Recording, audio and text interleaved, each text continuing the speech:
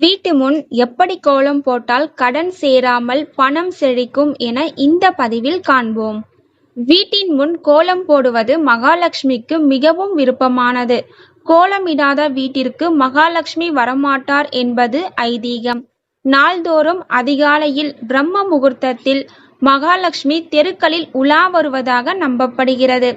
அந்த நேரத்தில் யார் தங்கள் வீட்டை சுத்தம் செய்து கோலமிட்டு வைத்திருக்கிறார்களோ அவர்கள் வீட்டுக்கு மகாலட்சுமி வாசம் செய்வார். இதன் காரணமாகவே அதிகாலையில் வீட்டின் முன் கோலமிட வேண்டும் என நம் முன்னோர் சொல்லி சென்றுள்ளனர்.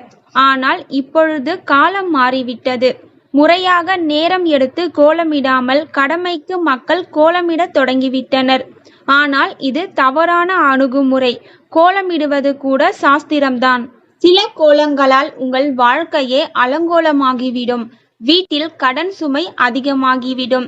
சிலர் கடன் தொழிலிருந்து விடுபட பல முயற்சிகள் எடுப்பார்கள். ஆனால் அவர்களுக்கு கடன் தொடர்ந்து கொண்டே இருக்கும். சிலர் மேலும் மேலும் கடன் வாங்காமல் வரவுக்கு மேல் செலவு செய்யாமல் இருக்க வேண்டும் என எவ்வளவு முயன்றாலும் அவர்களுடைய கடன் சுமை குறையவே குறையாது. கடன் நம்முடைய கர்மாவில் ஒரு பகுதி. பலர் இந்த கடன் பிரச்சனையால் நிம்மதி இழந்து அவதிப்படுகின்றனர். இரவில் தூக்கமின்றி பகலில் நிம்மதியின்றி தவிப்பவர்கள் ஏராளமானோர். சிலர் கடனை குறித்து கவலைப்படாமல் இருந்தாலும் பலர் கடனால் மனவேதனை அடைகின்றனர். இப்படி குவியும் கடனை தீர்க்க நீங்கள் கோலமிடும் விதத்தை மாற்ற வேண்டும் என்று சொன்னால் நம்ப முடிகிறதா? ஆனால் உண்மை. கோலங்களும் உங்களுடைய கடன் சுமைக்கு ஒரு காரணம். உங்களுடைய கடன் சுமை குறைந்து வீட்டில் செல்வம் பெருக வேண்டும் என்று நீங்கள் நினைத்தால் நாள்தோறும் கோலம் போடுவது அவசியம். உங்களுடைய வீட்டை சுத்தம் செய்து காலையிலும் மாலையிலும் கோலம் போடுவதை பழக்கப்படுத்துங்கள். வீட்டை அழகுபடுத்த அல்ல, செல்வத்தின் கடவுள் மகாலட்சுமியின் அருளுக்காக தான் கோலம் போட வேண்டும். அரிசி மாவில் கோலமிட்டால் ஈ எறும்புகள் பசியாறும்.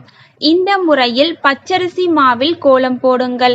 ஆனால் சுண்ணாம்பு தூளில் கோலம் போட்டால் உங்களுக்கு பயனும் கிடையாது. கோலமிடுவதின் நோக்கமே ஓரறிவுள்ள ஜீவன்களுக்கு சாப்பாடு கொடுப்பதுதான். நீங்கள் காலையில் பச்சரிசியில் கோலமிட்டால் அன்றைய தினம் மாலை வேளைக்குள் எறும்புகள் மற்ற பூச்சிகள் பசியாறும். சுண்ணாம்பு பொடியில் கோலமிட்டால் அதில் இப்படி ஒன்று நடக்கவே வாய்ப்பில்லை.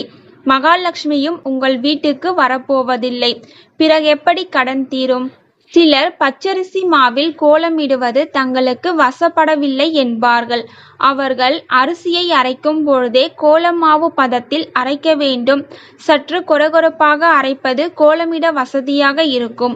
இந்த மாவில் கோலமிடுவதுதான் உங்களுடைய கர்மவினை குறைந்து கடன் பிரச்சனை தீர உதவியாக இருக்கும். உங்கள் பாவத்தை நீங்கள் அறிந்தும் அறியாமலும் செய்யும் தர்ம பலன்களை கொண்டு குறைக்க முடியும்.